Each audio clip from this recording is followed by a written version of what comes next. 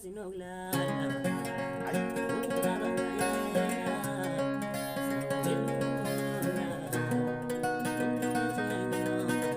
uNkulunkulu ngicela ungiphe amabiko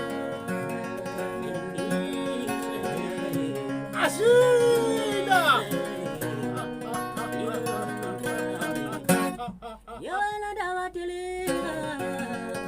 ibona umkhathi awena ngizona mina lezandla ungisize kumkami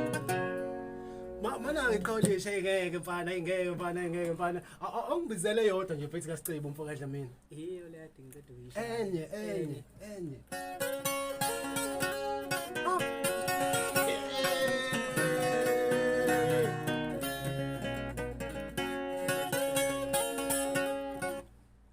madoda kulungile